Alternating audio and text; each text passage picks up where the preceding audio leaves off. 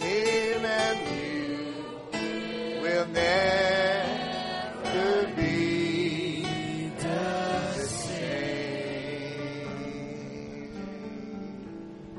Praise the Lord. Naniniwala ba kayo doon ng buong puso nyo? Na siya nga ay narito sa ating kalagitnaan. Amen. Yan po ang isang pinakananasan ng tao simula pa ng una, ang makapiling ang Diyos. At ang tanong nila, paano kami makakalapit sa presensya ng Panginoon? At sa gabing ito, sa tulong niya ay ating papag-aralan kung ano ba ang paraan para tayo ay makalapit sa presensya ng ating Panginoon. Meron tayong isang awitin na papag-aralan ngayon. Pinag-aralan po kanina ni Sister Ben at saka ng isang musician natin. Subukan nating awitin ngayon bago tayo magbasa ng scripture. At ayan natin ang presensya ng Panginoon ay pumarito.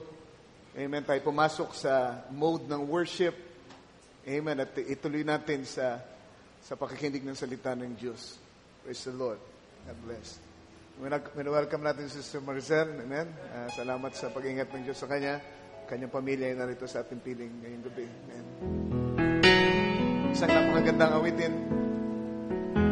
Subukan natin awitin lahat. Pag-aralan ngayong gabi. All you, Holy One, mighty God, I raise my hands to you, awesome King, mighty God. I will declare your majesty and glory in this place. Lord, let your Holy Spirit bring your glory to this place. I bow my head in reverence to you, mighty God. I will proclaim how wonderful and marvelous you are. I raise my hands to you, my awesome King. I stand in awe of you, in awe of you, my God. Try to sing it now with us as we raise our hands and worship Him. And in awe of you, Holy One, mighty God, I raise my hands to you, awesome King, mighty God.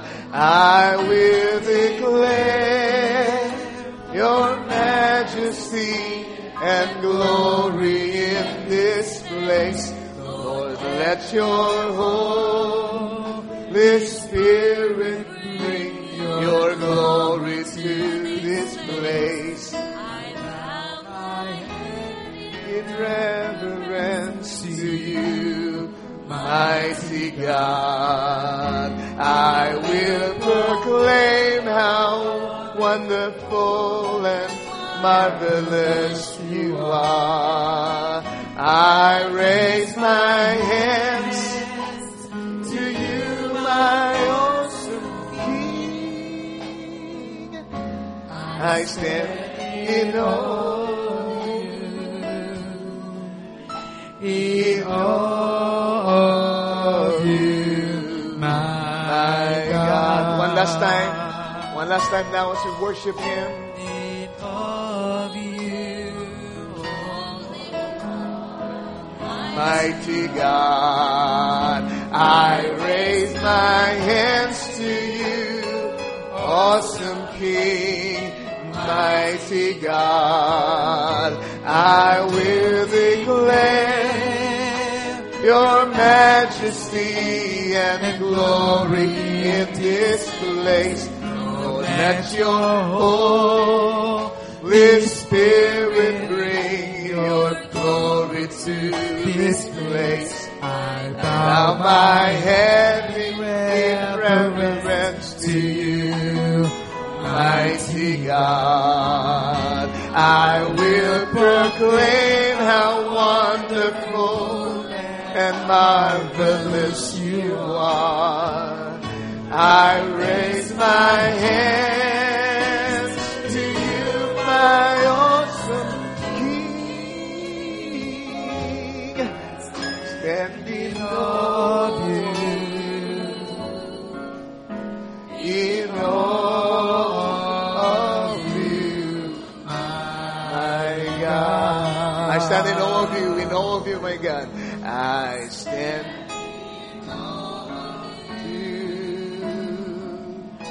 in all of you, my God. Hallelujah. Hallelujah, Jesus. Hallelujah, Jesus. We thank you. Ama, yun po ang aming dalangin. Punuin mo ng lulahati mo ang lugar na ito. Punuin mo ng iyong presensya ang bawat sulok, Lord. Bawat crack, Lord, ng lugar na ito. Habang ikaw ay aming dinadakila sa aming kalagitnaan. Habang tinataas ka namin sa aming puso, sa aming isip, sa aming buong pagkatao, Lord. Sa kalagitnaan ng iglesyang ito, Lord. Ikaw ay malugod na pumaritot. Lord, ipakita mo, Panginoon, na hindi mo kami kailanman iniwan. Na ikaw ay narito para alalayan kami. Narito ka para ipagtanggol kami. Narito ka, Panginoon, para, Lord, supplyan kami ng lakas na kailangan namin para magpatuloy hanggang sa wakas. Narito ka para magpagaling. Narito ka para, Lord, magbigay ng kalakasang spiritual. Narito ka para magligtas kung mayroong mga dapat iligtas sa aming kalagitnaan. Narito ka para pumuspos ng iyong banal na Espiritu, Lord. Narito ka para magligtas ng mga kagulumihanan, Lord. Lord, palaya sa anumang pagkakabihag, Lord, na meron ng sinuman sa amin. Hallelujah. Habang ikaw ay nilululahati namin, habang pinag-uusapan ka namin, oh God, ikaw po'y lumapit, Lord. Lumapit ka pa, maging tunay ka sa bawat individual na naririto. Alam mo, pagkauhaw na meron ang mga anak mo. At Lord, ang sabi sa Biblia, sabi sa iyong salita, mapalad ang mga nangauuhaw. Mauhaw pa lang, Panginoon, ay mapalad na, Ama. Dahil pupunuin mo sila, Panginoon. Kung merong pagkauhaw sa puso ni naman, punuin mo sila hanggang sa umapaw sila sa gabing ito, Lord. Hallelujah. We honor you and we love you. Panginoon, salamat po, Ama, sa gabing ito. Lord, napakalaking pribileyo na makasama ang mga tinubos mo, Panginoon, sa pananambahang katulad nito. Mga taong may isang layunin, may isang pangitain, O God. Mga taong sama-samang, Lord, nagsusumikap, Panginoon, para Lord, itaguyod ang iyong kaharian dito sa ibabaw ng lupa. O God, naalala ko, mga kapatid ko, na buong katapatan na naglilinis ng church, O God. Hindi po maraming nakapapansin sa kanila, pero nakikita mo ang lahat ng labor, Lord, ng aking mga kapatid. O Lord, mga kapatid ko, na Lord, ginagawa lahat ng magagawa nila para mapaayos at mapaganda ang aming, Lord, pananambahan. Ikaw po mag-bless sa kanila. Ikaw po mag-bless sa kanila, mga musicians, mga brothers, nagtalaga ng sarili nila para pumarito at ilahan ang kanilang buhay, ang kanilang lakas, Lord, ang kanilang abilidad, Panginoon, para paglingkuran ng iyong mga anak. I-bless mo sila, Panginoon. Bless mo ang buong church sa gabing ito, Panginoon. Hallelujah. Ayaw mong bumuka, Panginoon, mabuksan ang durungawan ng langit ngayong gabi. Buhos mo ang pagpapala na sukat o walang paglagyan ng iyong mga anak.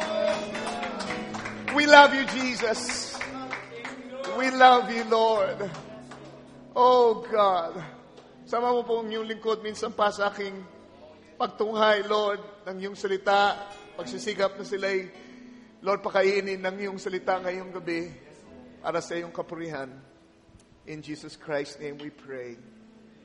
Amen. 1 Peter chapter 1, verse 13. 1 Peter chapter 1, verse 13.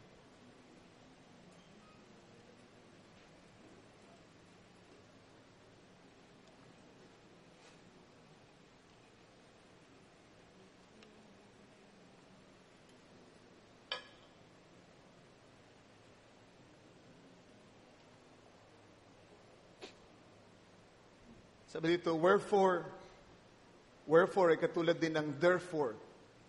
Wherefore, gird up the loins of your mind.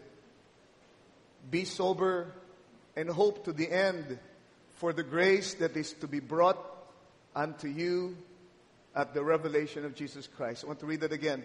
Wherefore, gird up the loins of your mind, be sober, and hope to the end for the grace that is to be brought unto you at the revelation of Jesus Christ. Sa Tagalog ay ganito pagkakasabi, kaya't inyong bigkisan ang mga baywang ng inyong pag-iisip, na maging mapagpigil kayo at inyong ilagak na lubos ang inyong pag-asa sa biyayang dadalhin sa inyo sa pagkahayag ni Jesucristo. Amen. True Positive Thinking is Word Thinking Part 4.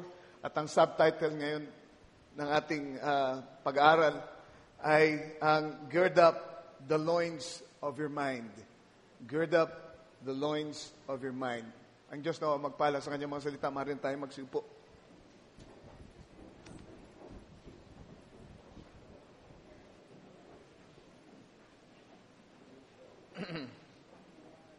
Papasalamat tayo sa ating Panginoon sa kanyang paggabay, sa ating pagtalakay sa paksang ito. Sino bang nag-enjoy?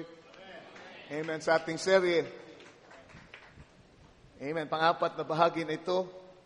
At ako mismo ay pinagpapala sa ating ginagawang pagtalakay na ito tungkol sa mga kaisipan.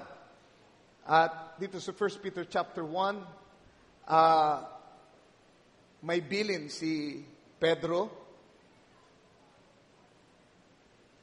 para sa mga mananampalataya at makakatulong ito sa bawat isa sa atin kung ating pakatatandaan at hindi lang pakatatandaan kundi ating isasagawa, ipapamuhay.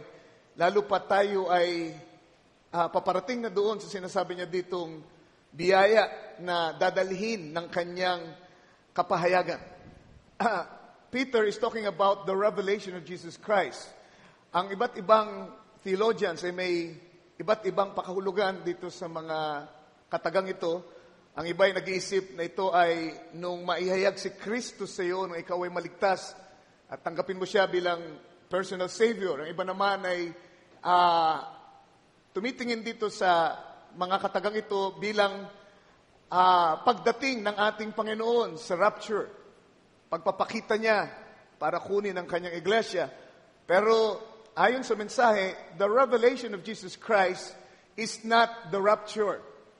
It's not the body change. Okay?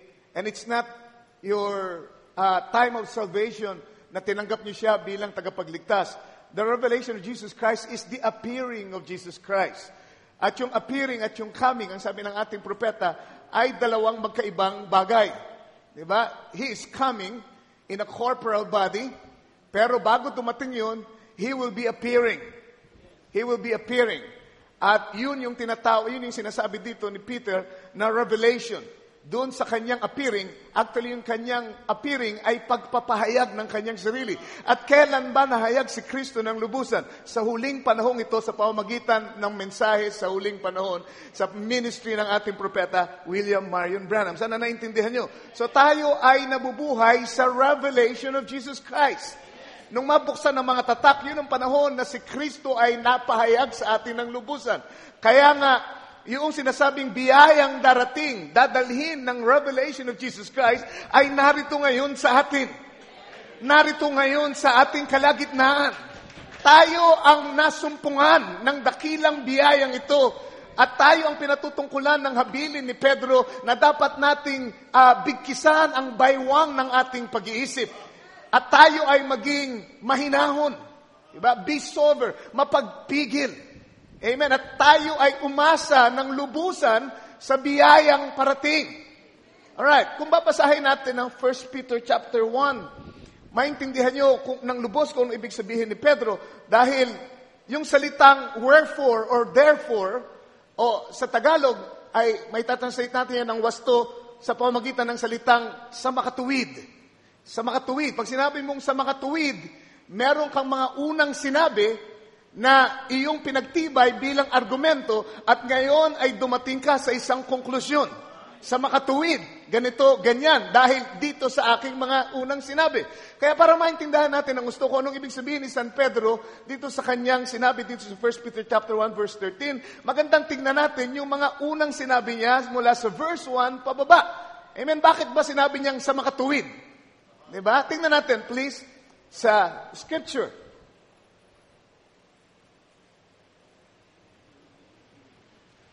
Sabi dito, Peter, an apostle of Jesus Christ, to the strangers scattered throughout Pontus, Galatia, Cappadocia, Asia, and Bithynia, elect according to the foreknowledge of God. Nakita niyo ba yung sarili niyo dyan?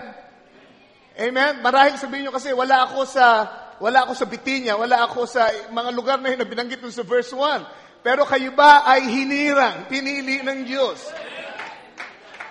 Then this scripture speaks about you.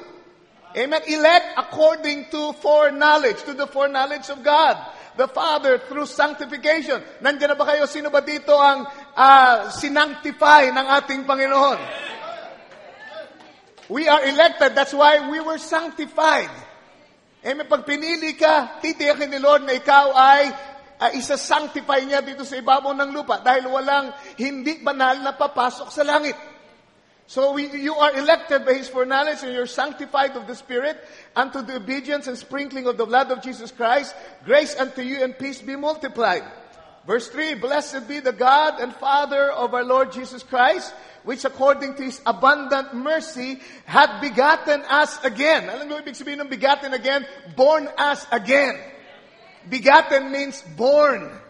Diba? Tayo daw ay isinilang ng ating Diyos. Amen, sa pamamagitan, ayon sa kanyang masaganang habag. Amen, sa atin. Amen, sa isang buhay na pag-asa sa pamamagitan ng resurrection o pagkabuhay na muli ni Yesu Kristo from the dead. So dito sinasabi ni Pedro ang mga dakilang biyaya na ibinigay ni Lord. Ginawa niya sa atin. Tayo hiniran niya, tayo sinanctify niya, tayo ay binorn again niya. Hallelujah, sa pamamagitan ng kanyang habag. Sa pamagitan ng pagkabuhay na maguli ng ating Panginoon. Lahat yan ay gawa ng Diyos. Nakikita niyo, meron na ba kayong ginawa niya? Wala pa kayong ginawa. Hindi kayo ang humirang sa Kanya. Siya ang humirang sa inyo. Hindi kayo ang naglinis ng inyong sarili. Siya ang nagpabanal sa inyo. Hindi kayo pinanganak sa kaharian ng Diyos sa pamamagitan ng sarili niyong pagsisikap. Ang Diyos ang nagsilang sa kanyang kaharian. Wala pa kayong anumang ginagawa. Alright? At pagkatapos dito, siya daw ay nabuhay na maguli para gawin niya yan. Sinong nabuhay na maguli? Siya ang nabuhay na maguli. Verse 4, sabi dito, to an inheritance incorruptible and undefiled and that fadeth not away, reserved in heaven for you. Okay? Hindi ka lang niya hinirang, hindi ka lang niya sinanctify, hindi ka lang niya binorn again, kundi pinaglaanan ka pa niya, pinaghandaan ka niya ng isang manang hindi nabubulok. At walang dungis. At hindi kumukupas na nakareserba, iniingatan dun sa langit. Para kanino? Para sa inyong mga pinili. Amen. Sinong naghanda? Siya pa rin. Siyang naghanda. Hindi lang yun. Ang sabi, who are kept. Ang tinutukoy ditong who ay walang iba kundi yung pinaghahandaan. Diba? Kung tayo na pinili ay pinaghandaan ng mana na hindi masisira, hindi kukupas, hindi mabubulok. Abay, siguradong yung pamamanahan ay hindi hayaan ni Lord na mabulok. Hallelujah! Anin mo ang mana na hindi nabubulok at kumukupas at hindi na nadudungisan kung ikaw ay magwawakas at maglalaho. Diba? Kaya sabi niya, who are kept, kayo yung who are kept by the power of God. Sinong nag-iingat sa inyo? Lakas niyo ba? Kakayahan niyo ba? Galing niyo ba? Husay niyo ba? Kayo iniingatan ng kapangyarihan ng Diyos. Who are kept by the power of God. Amen. Through faith unto salvation. Abay, kung hindi kukupas yung mana, naghihintay sa atin, titiyakin niya na kayo ay makakarating doon sa lugar ng mana. Ingatan niya kayo ng kanyang kapangyarihan. Amen. Hanggang sa kaligtasan na nahahandang maihayag sa huling panahon. Ano itong kaligtasan ito? This is not your personal salvation. Ito yung sinasabi ko kanina, na itong mga sinasabing ito na biyaya dito sa unang bahagi ng 1 Peter chapter 1 ay magkakaroon ng climax sa huling panahon. Dito magko-culminate lahat. Lahat ng mga binabanggit niya ngayon dito, amen, ay masusumpungan nyo ang rurok sa panahon na kinabubuhayan nyo. Sa madaling salita, ang sinasabi niya sa mga believers na nandoon pinapangaralan ni Pedro ng mga panahong yun, patikim lang sa inyo yan. Pero ito talaga ay malalasap ng gusto ng mga taong dadatnan ng huling panahon.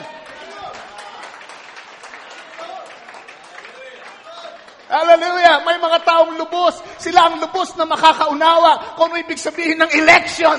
Kung ano ibig sabihin ng kabanalan. Kung ano ibig sabihin ng ma-born again. Kung ano ibig sabihin ng ikaw ay ingatan ng kapangyarihan. Merong mga tao sa uling panahon, sila ang makakaranas nung kaligtasan. Ito anong kaligtasan? Kaligtasan maging ng ating katawan. This speaks of the body change.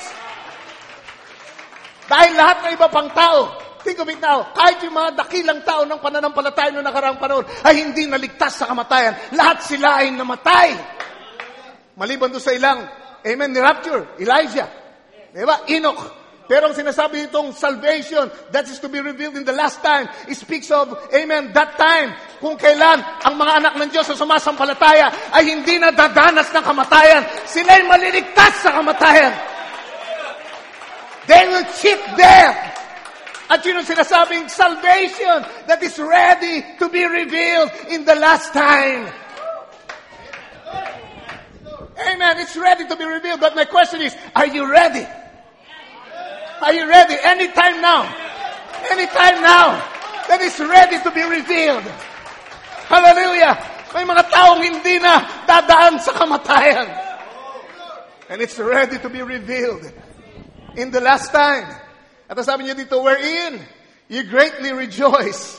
Sino ba nagre-rejoice sa katotohanan ito? Blessed be the name of the Lord. Though now, for a season, if need be, ye are in heaviness through manifold temptations. Nagdiriwang tayo, nagsasaya tayo sa mga katotohanan ito, kahit pa nga sa mga sandaling ito, kung kailangan.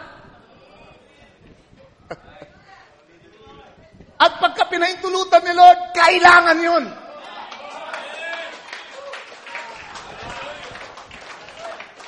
Na tayo ay dumadanas, amen, sususyat ng sari-saring kabigatan sa buhay.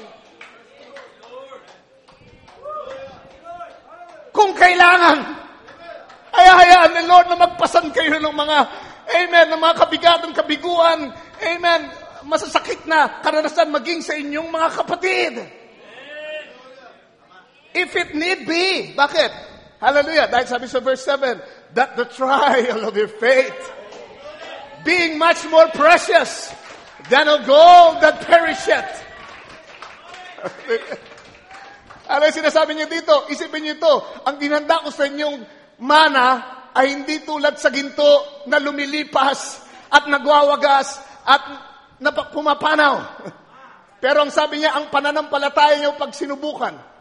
Ngayon naintindihan niyo kung bakit kailangan kayong magbata ng mga kabigatan. Dahil ang pananampalataya niyo pag sinubukan ay higit pang dakila kaysa sa ginto na kumukupas. Anong sinabi ng mga ginto nila sa ginto niyo? Anong sinabi ng ginto ng Vatican sa ginto niyo? Ang ginto na pananampalataya na taglay niyo. Habang dinadarang sa apoy, habang dumadaan sa pagsubok, ay nadadalisay. Amen. Bakit? That it might be found, your faith. Kaya dumadaan sa kanyang pagsubok para ito'y masumpungan. Amen. Sa ikapupuri, sa ikararangal, ikakaluwalhati, at the appearing of Jesus Christ. Isipin niyo ito. Ang kausap niya ay mga buhay. Amen. Marahil hindi pa iniisip ni Pedro ang tungkol sa atin ng mga panahon yun. Basta ang kanyang iniisip yung immediate presence. Present, I should say, nandun yung mga mananampalataya. At in-address niya sa iba't ibang lugar, nagkalat sa iba't ibang lugar na ito. Ang sabi niya, ang pananampalataya niyo kailangan subukin. upang ito sa huling panahon ay masumpungan sa ikapupuri, ikararangal, ikalululahati. Amen. At the appearing, sa paglitaw. Ito yung sinasabi ko. This is not the coming, but it is the appearing. So alam na ni Pedro na merong panahon na darating kung saan si Kristo ay magiging, amen, malinaw na para bang nag-appear siya sa inyo.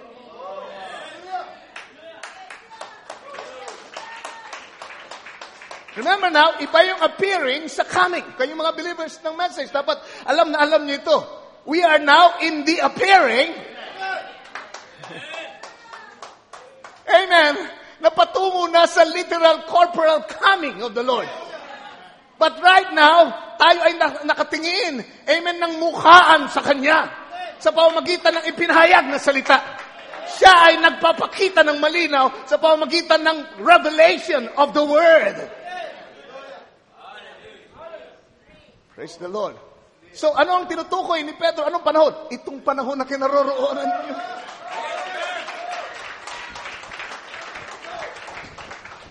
Hallelujah. Hallelujah. So, lahat ay nakaturo dito sa panahon natin. Amen. Pinaghahanda niyo yung mga believers doon dahil may parating na katulad nitong panahon na kinaroroonan niyo. May pagpapakitang mangyayari. At ang sabi yung pananampalatayang yun, ay masusumpungan sa ikapupuri, sa ikararangal, at ikulululahati. In other words, ang pananampalataya na nagsimula doon sa unang kapanahonan ng iglesia ay makakarating sa sukdulan ito, sa huling panahon ito, kung saan ito ay mapaparangalan. Amen, kung di pa naman mapaparangalan ng pananampalataya. Amen, dahil dito lang sa panahon natin magkakaroon ng rapturing faith.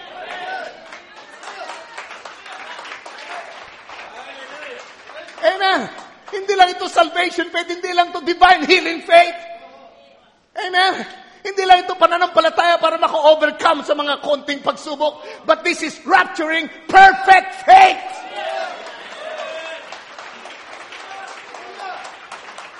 Amen. Pinadaan niya na ang pananampalataya ng kanyang mga anak sa 7 kapanahonan ng iglesia. At sa huling panahon, ito'y darating sa rurok niya.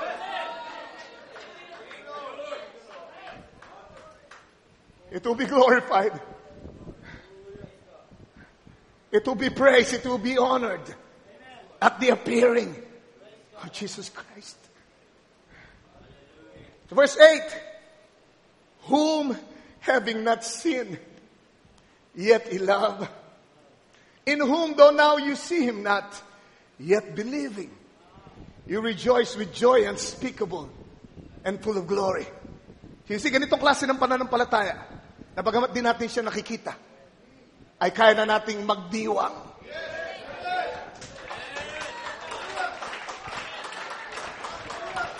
Bakit? Kasi sa panahong ito, mahayag yung faith ni Abraham, nang sabi, siya ay pinagpala sa harap niyong tumatawag ng mga bagay na nariyan na tila baga wala. Or vice versa, yung mga bagay na nariyan, bagay na wala dyan, na tila baga nandyan na. That's the Lord, that's our God. Yun ang pananampalataya ng Diyos. Pag nagsalita siya, amen, nakikita niya na yun bilang tangible.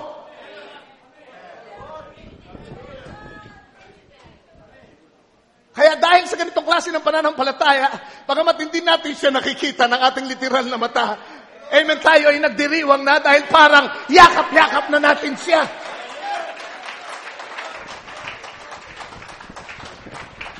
That's why with joy, we rejoice with joy unspeakable and full of glory. Amen. Praise the Lord. Hayaan mo hindi ka maintindihan. Talaga hindi ka maintindihan malibang maranasan nila yung nararanasan mo. Malibang magkaroon sila ng kaparehong pananampalataya, amen, isipin nila mga baliw kayo. Mga nawawala kayo sa inyong sarili. But it's as real as it can be. Amen. Sa isang tunay na mananampalataya. Verse 9. Receiving the end of your faith, even the salvation of your souls. Alright?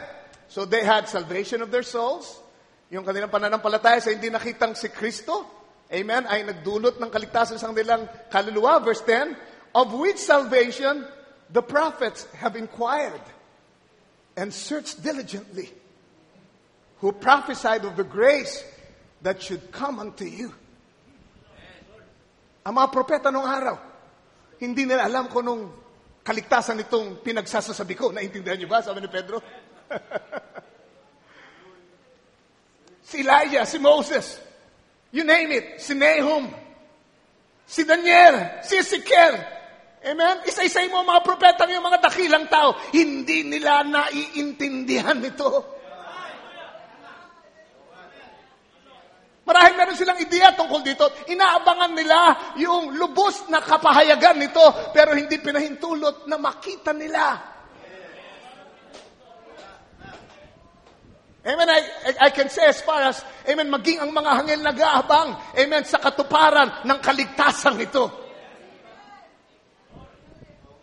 Nagtanong sila. Masigasig na nagtanong. Amen, nagsaliksik. Amen, tungkol dito sa inihulang biyaya na darating. May biyayang darating.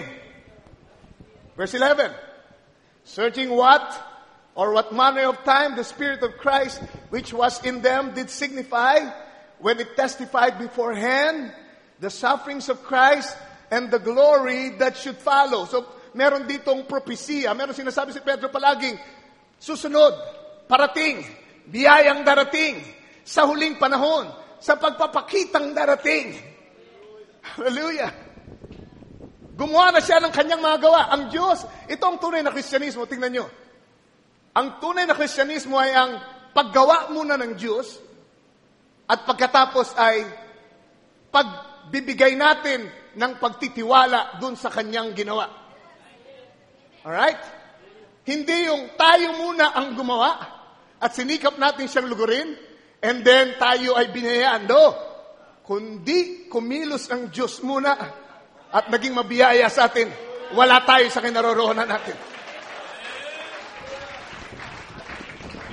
At anumang ginagawa natin ngayon ay tugon lang natin dun sa una na niyang ginawa para sa atin.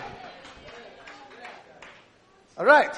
Sabi sa verse 12, unto whom it was revealed that not unto themselves but unto us they did minister the things. Hindi para sa kanila yung kanilang pinaglingkod. Isipin niyo yun? Yung mga pinaglingkod ng mga unang believers. Yung mga nangyari sa kanila, yun ay mga anino. Ginamit lang sila para magkaroon tayo ng pattern sa Old Testament.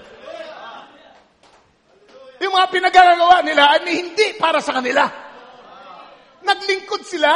Naglingkod sila sa tabernakulo. Yung mga saserdote, iba-iba yung kanilang paraan ng paglilingkod. Iba-iba yung kanilang assignment.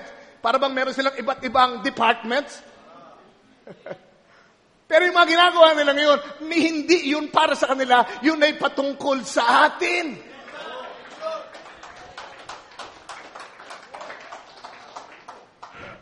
Unto whom it was revealed. Pinahayag sa kanila, hindi sa atin to. Meron itong tinutukoy. Meron itong tinutumbok. Pero hindi natin makikita. Inabangan nila pero hindi pinahintulot na makita nila ang katuparan ng mga aninong yun. Not unto themselves, but unto us, they did minister the things which are now reported unto you by them that have preached the gospel unto you with the Holy Ghost sent down from heaven, which things the angels desire to look into. Naalala niyo yung pangaral ko minsan, angels curious over your treasure? May mga kayamanan tayo natanggap. Amen na, ang mga anghel curious sila, ano ba yan? Ano ba yung natanggap nila? They decide to look into what we have. Amen? Abay, masaya tayo dito at wala tayong kasalanan. Nandito tayo sa kalulatian. Palagi tayo nasa presensya ng Panginoon. Pero iba yung saya ng mga taong yun eh. Iba yung saya nun. That's why they desire to look into what we have. Minsan nalulungkot ako doon sa mga believers ng message na parang pinagsukluban ng langit at lupa ang mga pagmumukha. Hindi nila nalalaman kung ano ang hawak nila. Hindi nila naiintindihan kung ano ang kayamanan. Ang mga anghel ay curious. Ano ba yung hawak nyo? And I say, para mabigyan natin ng kalarian ng Diyos sa panahon ng kagipitan, sa panahon ng pagsubok, panahon ng matinding pakikipagbaka, mas lalo tayong magdiwang sa kung anong natanggap natin. Gusto ng dyablo na kayo ay malungkot, na kayo ay malugmok, na kayo ay umayaw na sa labanan, kayo'y tumigil na. Pero ang tugon natin dapat sa Kanya, lalo tayong magdiwang, lalo tayong magsaya, lalo tayong maglingkod. Dahil alam natin kung ano ating natanggap, ipinahayag sa atin kung ano hindi nahayag sa kanila.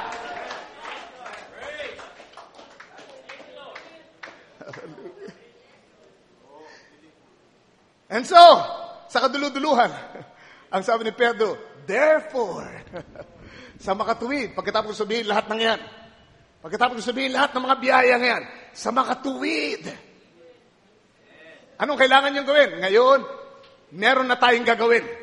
Yung mga unang talata, puro ang Diyos ang may gawa, di ba? Siya ang pumili, siya ang humirang, siya ang nagsilang sa atin muli, siya ang nag-iingat sa atin sa kanyang kapangyarihan. Amen? Siya ang magliligtas sa atin dun sa kaligtasan na handang mahayag sa huling panahon. Lahat yung gawa ng Diyos, gawa ng Diyos, gawa ng Diyos. Okay? So ang sinasabi ni Pedro, tapos na ang gawa ni Lord.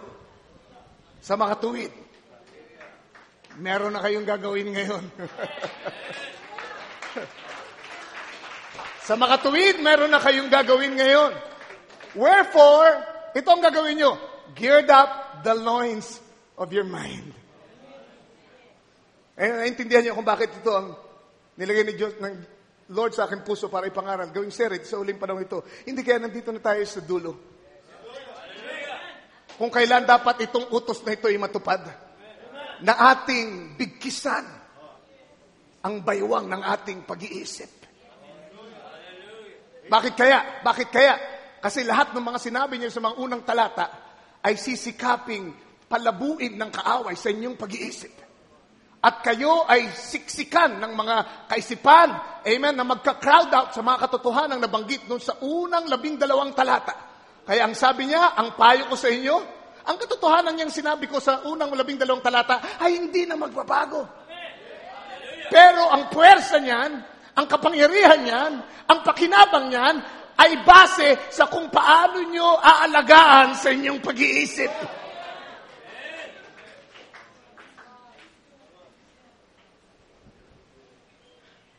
Therefore, tignan natin kung ano ibig sabihin ng gird. Click, Sister Esther. Sister Jill, I'm sorry. Geared up. It means to geared up, be prepared. At sabi dito, the Orientals, who in order to be unimpeded in their movements, were accustomed, when starting a journey or engaging in any work, to bind their long flowing garments closely around their bodies and fasten them with a leather belt. Yung mga Orientals daw, yung mga Israelita, ang mga damit nila parang bestida rin, yung mga lalaki, di ba? It is free-flowing. Di ba? Inihipan ng hangin, pumapagaspas sa hangin, parang bestida. Pag tumakbo ka ng ganyan, baka matalisod ka sa sarili mong damit. Kaya ang sabi, pag sinabi mong geared up, ibig sabihin nun, susupilin nila yung maluwang na damit nila, at kukunin nila dito sa pagitan ng kanilang mga binti at kanilang iipitin ng kanilang bigkis ng isang leather belt. Kaya yun ang ibig sabihin ng geared up the loins. Amen? Geared up the loins. Bakit? Bakit kaya? Kasi, amen, yung pagkarurok o yung climax. Yung mga unang sinabi ko sa verse 1 hanggang verse 12, amen, yung pinaka-todo niyan. Yung rurok niyan. Yung kalubusan niyan ay parating na. At gusto kong maging handa ang inyong pag-iisip, kaya gusto kong inyong bigkisan.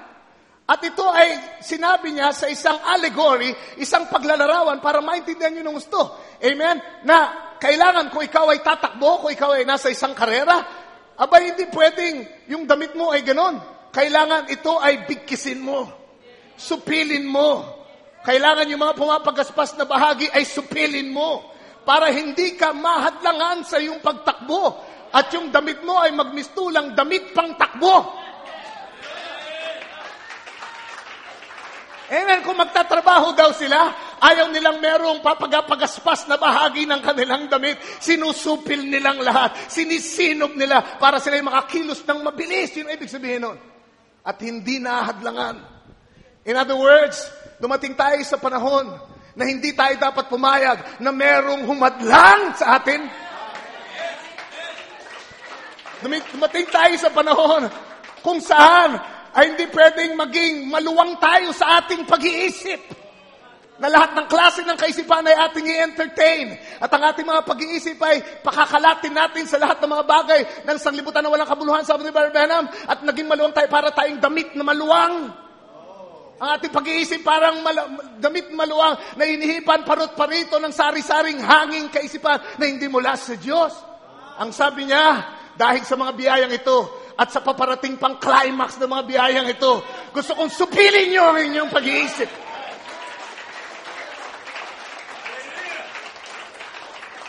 Amen. Amen. Gusto kong kalimutan yung lahat ng mga bagay na nangyari nung nakaraan. At kayo ay magtumulin. Amen. Alam niyo ang kahawa, yun ang gusto niyang gawin. Paalala yung nangyari. Sinabi ng ganito sa ganito. Sinabi ni ganito yung ganito. Sinabi yung ganito. At pag ikaw in-entertain mo yan, hindi ka makakaalis sa lugar mo. So, sinasabi dito ng ating, amen, ang scripture na binasa natin, tatakbo tayo ng matulin. May sasalubungin tayong biyaya. Kailangan yung isip nyo ay mabigkisan. Hindi pwede yung lalampalampang isip ngayon. Hindi nyo kayang sapuhin ang biyayang paparating.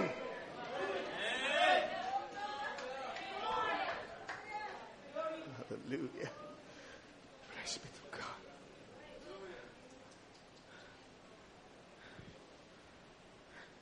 Alright. Ang tanong, ano ba yung pangbigkis? Diba? Kung kailangan bigkisan, sabi bigkisan ang ating ang baywang ng ating pag-iisip. Ano yung pangbigkis? Ayon sa Ephesians 6:14, alam niyo kung anong pangbigkis? Our loins gird about with truth. Ang sabi ni Christ, sanctify your people with thy truth. And thy word is the truth. Ibig sabihin nun, hindi natin maiwasan na may mga kaisipan na dumating sa atin at meron tayong mga mindset na nabuo sa atin dahil sa pagpapalaki sa iba't ibang faktor. Tinalakay natin ng mga nakaraan. Pero pwede nyo yung supilin ng alin? Ng katotohanan. Ng salita ng Diyos. Hallelujah. Praise be to God. Supilin nyo. Bigkisan nyo ang bewang. Sister Jill, pakiclick natin yung bewang, yung loins.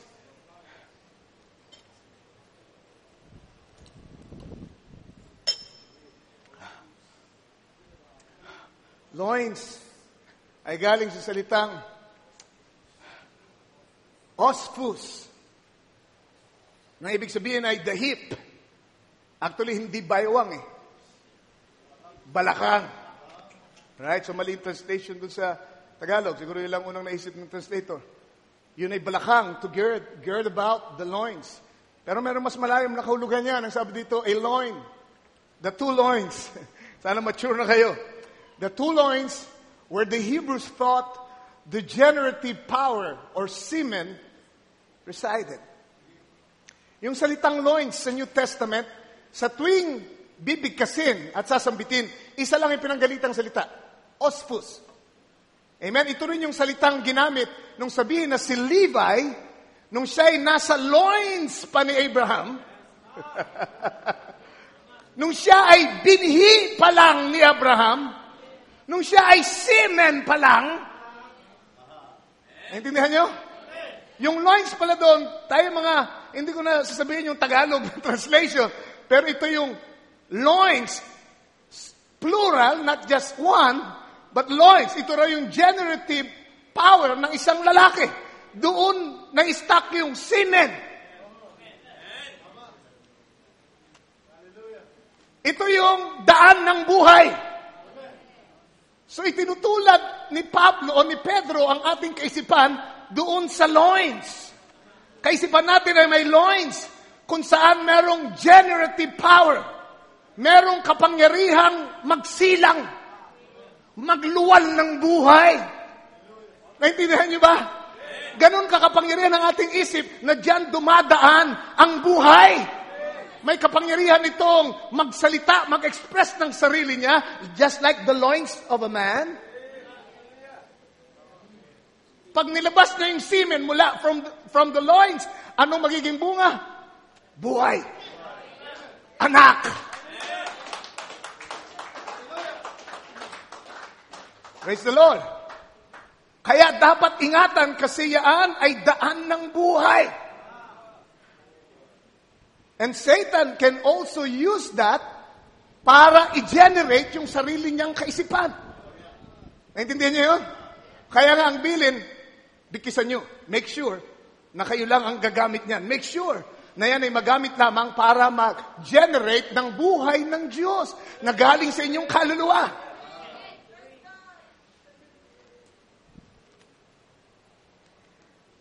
Hallelujah. At ang sabi niya, bikisan niyo ang baywang ng inyong mga kaisipan at kayo ay maging mapagpigil, sober. Pag sinabing mong sober, matino yan, matino ang isip. Pag hindi sober, lasing. Di ba? Hindi alam kung yung ginagawa. Pero sober, huwag kayong padalos-dalos, huwag kayong maging mga panatiko. Amen? Bikisan niyo ang isip niyo at huwag kayong madaling mapaniwala ng mga bagong pandango. Ibig sabihin, lahat ng tao dumarating at sinasabi, meron akong bagong revelation. Mas tama ito kaysa dyan, mas tama ito. Lahat ng klase ng fantastics, sabi ni Brother Branham. Lahat ng klase ng alok, lahat ng klase na nakakagayuma. Amen, sa pag-iisip at sa mata. Amen, maging matino kayo. Ang isip nyo ay maging mapagpigil. Huwag kayo basta-basta tatanggap. Bikisan nyo ang inyong baywang ng kaisipan at maging mahinahon kayo. Alright? And hope. Ayun. Ito pa. Kaya gusto niyang bikisan ang inyong pag-iisip at maging mahinahon kayo sa inyong pag-iisip. Amen? Para magawa niyong ilagak ang inyong pag-asa. Saan? Sa biyaya na dadalhin sa kapahayagan ni Jesucristo. Ito yun. Praise the Lord. Meron tayo sa salubungin biyaya. Grace, grace. Ang sabi, it's coming. Grace, grace. Amen. The capstone is coming down, shouting, grace, grace. Hallelujah. Pero yun lamang may bigkis ang pag-iisip, ang makakasalubong. Yung mga ang isip ay maluwang at nadadala ng lahat ng klase ng kaisipan. Amen. Hindi sila makakasalubong ng mabilis. Kailangan mabilis ka kasi magiging mabilis ang pagkilos ng Diyos sa huling panahong ito. Na yun lamang may bigkis ang pag-iisip at yung matino ang pag-iisip ang makakasalubong at makasasalo ng tama doon sa biyaya na paparating sa pamagitan ng kapahayagan ni Jesucristo. At sabi, kayo ay umasa ng lubusan. Alright? Yun lang ang magagawa natin. Ang Diyos ang gumawa ng lahat ng bagay. Ang kailangan natin gawin, ilagak natin ang ating pag-asa doon sa biyayang yun. Pero ang sabi niya, para magawa niyong mailagak ang inyong pag-asa ng lubusan sa biyayang yun, kailangan bikisan niyo yung isip niyo at maging mahinahon kayo sa inyong pag-iisip. Praise the Lord. Thank you, Father.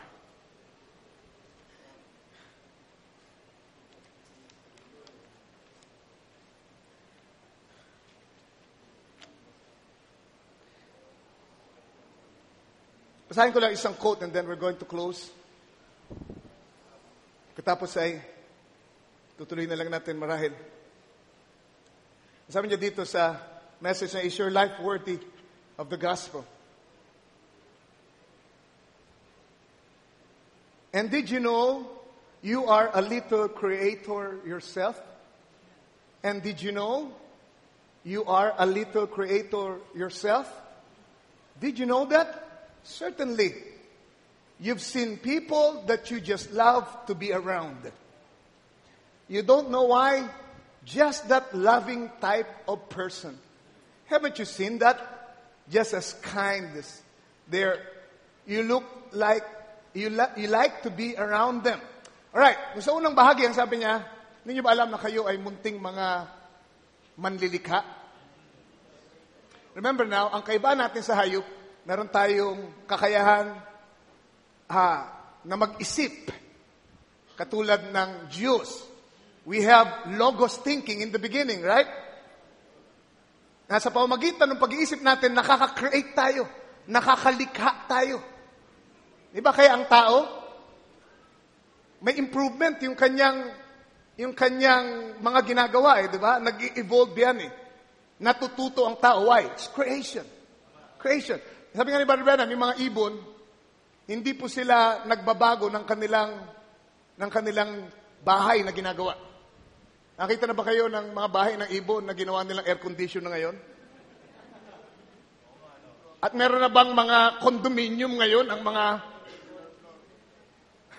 mga ibon? Wala. Kung paano nila ginawa nung una, ganun pa rin nila ginagawa ngayon. They don't improve in their mind. Pero ang tao, creative. Di ba? Kaya iba't iba na yung, di ba? Nag-evolve yung ating mga ginagawa. Patunay na tayo ay ginawa sa larawan ng Diyos. At meron tayong logos power ng pasimula. Kaya tayo ay manlilika.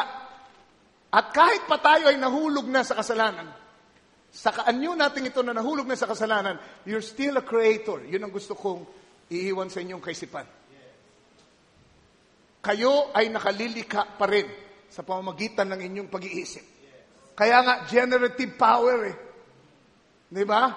Yan ay nagluluwal ng buhay. Yan ay nag-generate ng kapangyarihan.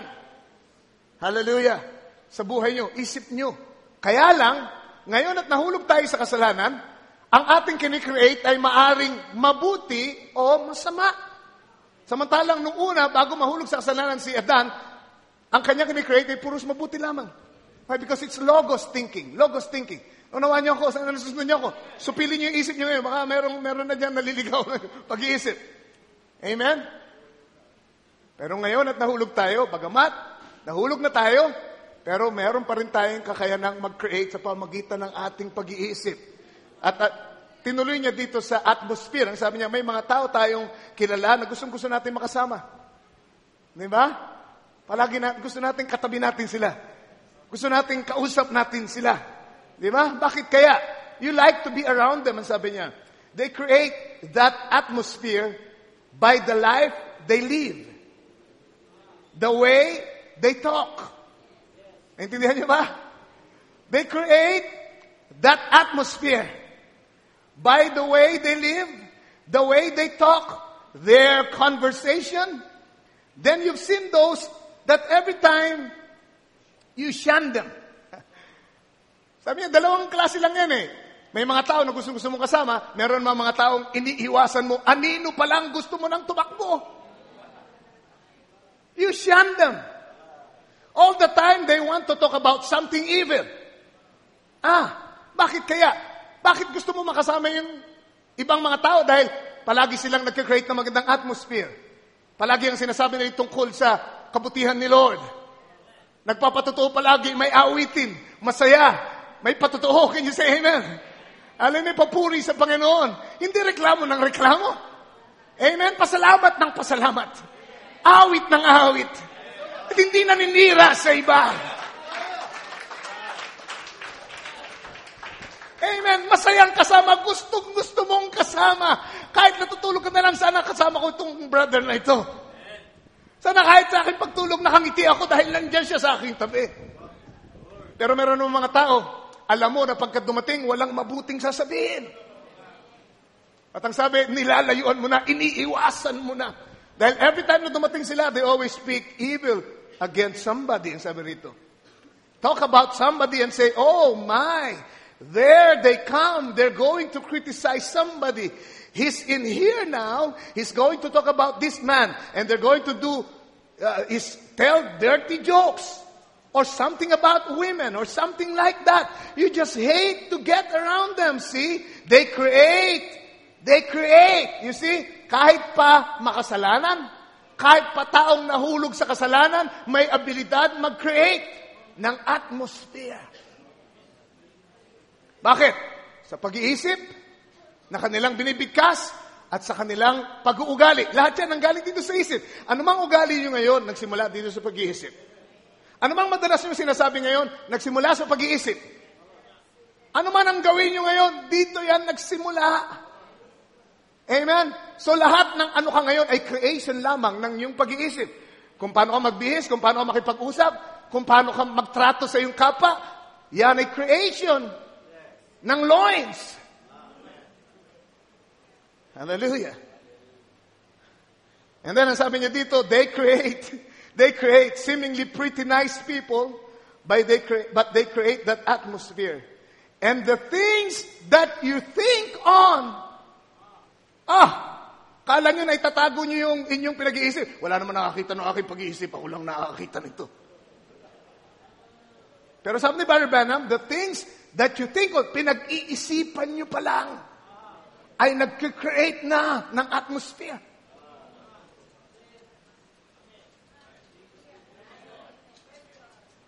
The things that you think on, the things that you do, the actions, the things that you talk about, creates an atmosphere.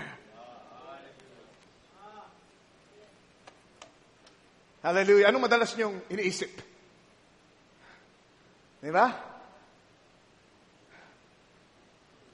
Makikita mo kung anong laman palagi ng isip ng tao pagka nakasama mo siya ng ilang minuto. Kahit hindi siya magsalita. Meron kung anong atmosphere na nakikreate. Alam niyo yung ibig ko sabihin, di ba? Meron kayong mga tao, alam niyo mabait naman, wala namang, matino naman to, hindi naman ito, tawag dito gumawa ng anumang bagay na siya ay nadimanda dahil sa ginawa niya ngayon. Malinis ang kanyang record sa lipunan. At mabait naman siya, palaging naglilibre. Pero somehow, meron kang nadarama, nakakatuwa. Ano yun? Meron kang hindi nakikitang iniisip niya, pero nag-create siya ng atmosphere. At kung magtatagal-tagal ka, madidiscover mo kung ano yun. Dahil yung nasa isip niya, ay mamanifest niya sa bibig niya at sa kanyang gawa. Amen. And you find out, kaya pala, kasi yan palagi ang laman ng isip niya. Ano yun? Creation. Creation. Generative power. Kaya ang sabi, bigkisin natin. Supilin natin. Huwag natin hayaang manganak ito ng anak ng Diablo. Bakit? Kasi, alam nyo, ang Diablo, wala siyang creative power. Yun ang tanging wala siya. I'm closing now. Niwala na kayo sa akin. Magkasarada talaga ako. Amen. Ang sabi, si Satanas, kakapangyarihan, kapantay na kapantay ang kapangyarihan maliban sa creative power. Diba? At yung creative power na yun ay binigay sa anak ng Diyos. Wala si Satanas. Pero nung gawin si Adan, binigay sa kanyang creative power, logos. At kahit ngayon tayo, fallen state, pero meron tayong creative power, ang Diablo wala. Wala. Kaya alam nyo ginagawa ng Diablo? Ginagamit niya yung creative power niyo. Hindi siya pwede mag-create eh. Hindi siya pwede magsabi, let there be, let there be. Gusto ko magkaroon ng sabunutan dyan sa church. Gusto ko guluhin yung church niyo yan. Anong gagawin niya? Hindi niya kayang gawin yun by His Word. Anong gagawin niya? Gagamitin niya yung creative power niyo. Maglalagay siya ng kaisipan sa inyong loins at i-generate niyo yung buhay nung kaisipang yon na galing sa binhi ni Satanas and you will actually create that for him. Naintindihan niyo? Hindi pwedeng siyang magsalita. Kahit anong salita niya, walang bisa, walang creation.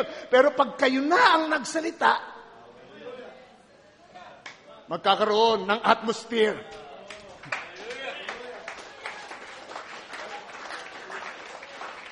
Ano man yung klase ng binhi na tinanim niya sa inyong loins at inyong nilabas, it creates an atmosphere. At anong ginawa niyo? Amen. Ginawa niyo ng atmosphere si Satanas para makagawa ng kanyang gawa sa inyong kalagitnaan. Bago niyo pa malaman, may problema na kayo malaki. Bakit? Kasi imbis na supilin nyo yung isip na nilagay doon sa loins nyo, bigkisin nyo ang inyong pag-iisip, ay in-entertain nyo at pinalabas nyo sa inyong bibig and it becomes creation. Amen. God help us. God help us. Amen. Huwag na huwag kayong papayag na gawin kayong pagawaan ni Satanas ng kanyang mga lalang. Amen? Wala siyang kapangyarihan, kung gagamitin pa niya yung creative power niyo para maglabas kung ano man gusto niya ilabas na atmosphere. Tulungan tayo natin, Panginoon, ng tanging atmosphere na mag-create natin. Ito yung magsasama tayo ay creation, atmosphere ng kabanalan, ng kapangyarihan ng Diyos, ng katuwiran. Amen? Ating itaboy ang anumang kaisipan na kontra sa salita ng Diyos. Bigkisan natin ang baywang ng ating pag-iisip magmula ngayon. Lalo na't makikita natin, parating na yung biyaya ngayon. Sasalubungin natin ng walang humahadlang na, amen, maluwang na damit. Supilin natin. Amen, sinupin natin ang ating damit. Ang ating pag-iisip ay gawin nating malaya. Para sumalubong sa Kanya, tayo natin tumayo ngayong gabi. Gird up the loins of your mind. Help us. Help us, Lord. Sa tuwing iniisip niyo siya, sa tuwing sinasambit niyo ang kanyang mga salita at mga pangako, sabi ni Brother Branham, dun, sa ganung panahon siya lumalapit sa inyo. Because you're creating an atmosphere para siya ay makakilos. So nasa control ng ating pag-iisip yung klase ng atmosphere na ating kabubuhayan. Merong mga taong nasasakop lang ng atmosphere ng ibang tao. May mga taong pag sa church lang napapasok sa banal na atmosphere. Bakit nasasakop siya ng atmosphere marahil ng ministro? O kaya ng song leader? O kaya ng katabi niya na nag-create ng atmosphere na maganda at gustong-gusto niya na nandun siya, sumisilong siya dun sa atmosphere na yon. But you know what? Pwedeng ikaw mismo ay mag-create ng sarili mong atmosphere at pagkatapos ay mabuhay, tumira ka na dun. Para kahit wala ka na sa church, nandun ka pa rin sa atmosphere na yon. Dahil hindi yung likha ni Brother Ray, hindi likha ng ibang mga believer, ikaw mismo, with the revelation ng klase ng kapangyarihan na meron ka, pwede kang mag-isip ng salita ng Diyos at bigkasin yun, and by that, you create an atmosphere. Sabi nga ni Brother Branham, meron kang kapangyarihan mag-create ng sanglibutan na pwede mong tirahan. At hindi kailangan nasa church ka. Hindi kailangan nandun ka sa harapan ni pastor o ikaw ay umaawit, amen, sa pangunguna ng worship leader. Kahit nandun ka sa trabaho, you can create that atmosphere of holiness. Atmosphere of power and faith. Hallelujah. Atmosphere kung saan maaaring makipag-commune sa iyo si Lord. Kahit wala si pastor, kahit wala ang mga diakono, kahit wala ang mga spiritual leaders, you have that power. Kung magagawa mong bigkisan ng baywang ng iyong pag-iisip. And create only that atmosphere na magpapalapit sa presensya ng Diyos. Ito yung sinasabi ko sa inyo. Tanong ito ng marami simulat sa pool. Paano ako malalapit kay Lord? Marahil yun ang tanong niyo matagal na panahon. Paano ako higit na maging malapit kay Lord? Simple ang sagot ni Brother Branham. Pag palagi niyo siyang iniisip at pinag-uusap, kapag umaawit kayo tungkol sa Kanya, pag siya ang laman ng inyong bibig, laman ng inyong isip, siya ay lumalapit sa inyo. Ang sabi ni David, let the words of my mouth, meditation of my heart, be acceptable in thy sight, O Lord, my strength and my Redeemer. Ama, Lord, ang pagkukulang ng iyong lingkod ay punan mo ngayong gabi. Lord, ang kaya ko lang sabihin ay yung binigyan mo, yung pinahintulot mong sabihin ko sa biyaya mo. Lord, mga bagay nito spiritual at supernatural, hindi ito pinapaliwanag ng isip lang ng tao. Hindi kaya ipaliwanag kahit gano'ng kahusay ang mga ngaral. Kaya Lord, Sa sandaling ito, nawang banal na Espiritu mo ay kumilos in a supernatural way para ayusin ang aming pag-iisip. Kung meron ditong ang pag-iisip ay kalat, Lord, at hindi siya makatakbo ng mabilis para sundin, para takbuhin ang nilagay mo sa harapan niya, para magawa niya ang gawain, ang kampanya na inilagay mo sa kanya dahil hindi siya makilos dahil sa kanyang damit, Lord, ng pag-iisip. Hiling ko ngayong gabi, Ama, tulungan mo kaming masupil namin ng katotohanan, ang bewang ng aming pag-iisip, nang sa ganoon na hindi kami mahadlangan sa kung anong dapat namin gawin at ito'y magawa namin ng mabilis. At ito'y magbigay sa amin ng kakayahan na maglagak ng pag-asa namin ng lubusan sa biyaya mo na paparating sa huling panahon. Oh God, sinasabi namin nakatanggap kami ng biyaya. Meron pang higit na biyaya na naghihintay. Tulungan mo kami, handa mo kami. Ang isip namin ay handa para saluhin, para maunawaan, para masapo kung ano yung biyaya ngayon, Panginoon, na naghahanda.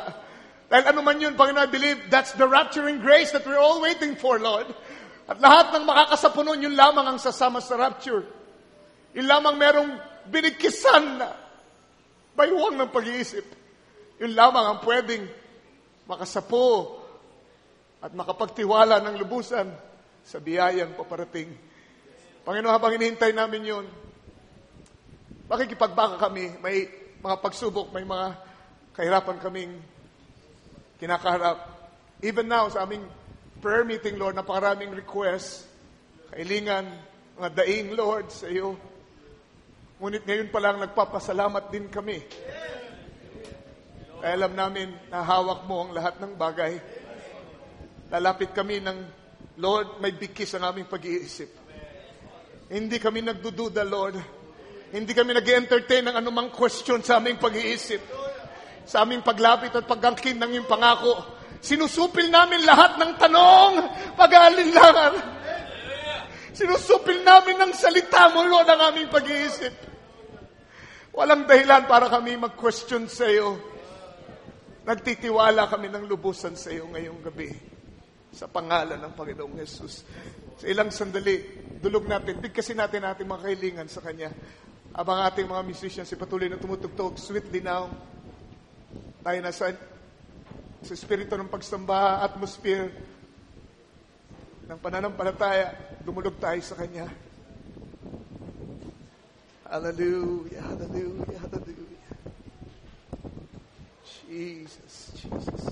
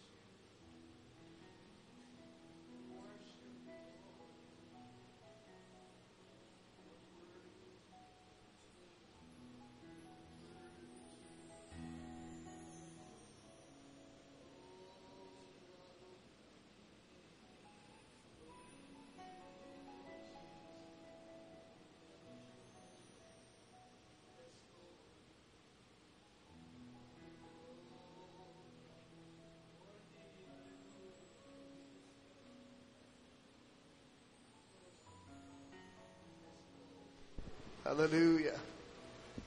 Amen. Let the words of my mouth,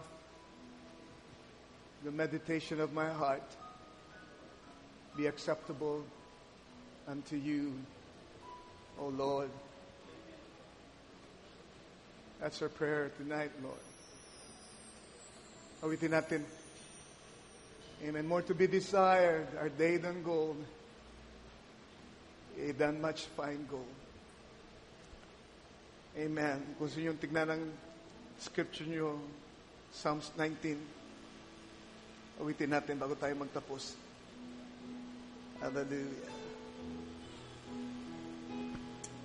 Hallelujah.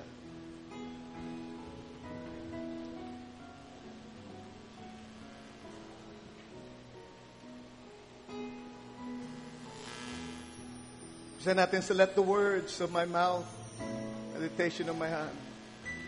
Let the words of my mouth, verse 14, and the meditation of my heart be acceptable in thy sight, O Lord, my strength and my Redeemer. More to be desired, verse 10, are they than gold, yea, than much fine gold. Oh, sweeter also than honey. And Psalms 19:20, 19:14, amen, 19:9, verse 7. The law of the Lord is perfect. Thank you, Lord. Converting the soul. The testimony of the Lord is sure, making wise the simple. Verse 10, more to be desired. More to be desired are they than gold, yea, than much fine gold. Verse 10, sweeter also than honey and the honeycomb. The statutes of the Lord are right. Verse 8. The statutes of the Lord. Tayo natin tumayo habang inawit natin. Rejoicing the heart. The commandment of the Lord is pure, enlightening the eyes. More to be desired are they than gold. More to be desired are they than gold, yea, than much fine gold, sweeter also than honey and the honeycomb. Verse 9, the fear of the Lord. The fear of the Lord is clean, enduring forever. The judgments of the Lord are true and righteous altogether. Let's sing it all together now. More to be desired. More to be desired are they than gold, yea, than much fine gold, sweeter also than honey and the honeycomb. Let Let the words of my mouth, verse 14. That's our prayer tonight, Lord. Let the words of my mouth and the meditation of my heart. That's our prayer, Lord. Be acceptable in thy sight, O Lord, my strength and my Redeemer. More to be desired a day than gold, yea, that much fine gold, sweeter also than honey and honey. One last time, more to be desired. Hallelujah. More to be desired a day than gold, yea, than much fine gold,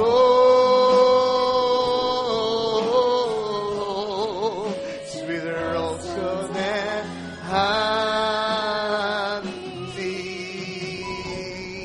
and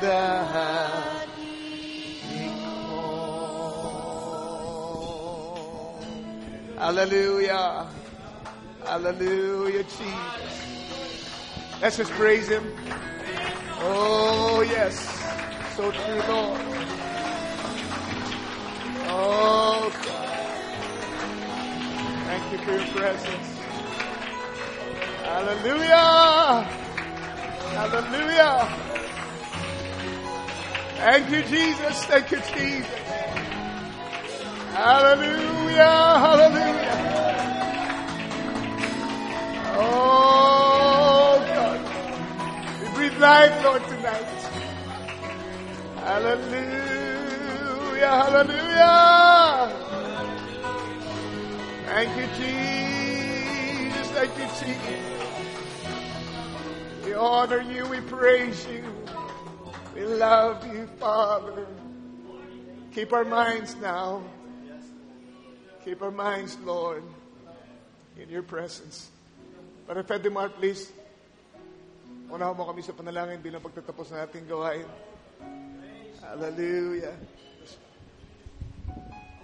Yes, oh God, we honor you and we love you. Hallelujah. Let's all bow our heads. Oh God. Oh Lord, salamat Panginoon sa napakainam na mensahe, oh God. Oh Lord, sa tinagal na namin, Panginoon, oh God, nakikinig na yung mga mensahe, Panginoon. Oh God, ngunit minsan nakakalusot ang kaaway, Lord. Ito palang susi, Panginoon, ang mga talatang binanggit ni Apostol Pedro, Panginoon, Lord. Oh Lord, turuan mo kami, Panginoon, kung paanong bibikisan ng maayos ang aming mga pag-iisip, Panginoon. Lord, ang kaaway nais niyang gawing mga baog, Panginoon. Gusto niyang maging bare ang bawat isa sa amin, Panginoon, upang hindi ka namin may panganak sa aming mga buhay, Panginoon, Lord God. Tinitira niya ang aming mga isip, Panginoon, at kung ano-anong ini-input niya, Panginoon, Lord. Ngunit, Lord, salamat sa gabing ito, Panginoon. Tinuruan mo kami, Lord. O God, kung ano ang dapat naming gawin, Panginoon. Thank you, Lord. Help us, Lord. Patuloy mong pagpalain ang aming pastor, Panginoon, na tunay na nagpapakain sa amin, Lord God, ng mga sariwang karne, Panginoon, O God. Hallelujah. Galing sa iyong mga salita, Panginoon. O God, patuloy mong pagpalain, Lord, ang bawat mga ginagamit mo sa simbahang ito, Panginoon. Ang bawat may katungkulan, Panginoon, bawat may responsibilidad, Lord, ay tulungan mo, Panginoon. Higit sa lahat, ang bawat isa, Panginoon, mula sa pinakamahina, Lord, hanggang sa pinakamalakas, Panginoon, mula sa pinakabata, Lord, hanggang sa pinakamatanda, Panginoon. Tulungan mo ang bawat isa, Panginoon. Bigyan mo kami ng tagumpay, Lord, at Panginoon, sa darating na Sunday, sa darating na Wednesday, Lord, ay may dala kaming mga patutuon na nagmumula sa iyo, Panginoon. Lord, na tinulungan mo kami, Panginoon. Nagkaroon kami ng victory, Panginoon, O God. Hallelujah, Lord. Salamat, Panginoon. Patuloy mong ingatan ng bawat isa sa aming pag-uwi ngayong gabi, Panginoon. O God, nawa, Panginoon, wag mawaglit sa aming isip, Lord, ang aming mga napakinggan sa gabing ito, Panginoon. Lord, patuloy kaming humihingi ng tulong mo, Panginoon. O God, patuloy na presensya mo, Panginoon, ang aming maging hininga, Panginoon. Ang salita mo ang aming maging daily bread, Panginoon. Salamat, Lord, minsan pa, tinataas ka namin, binabalik namin sa iyo ang lahat ng papuri, ang lahat ng parangal, Panginoon, sa matamis na pangalan ng aming Panginoong Jesucristo.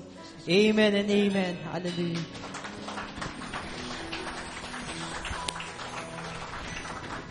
Amen. Pagpalain kayo ng Panginoon. Magkamayan tayo.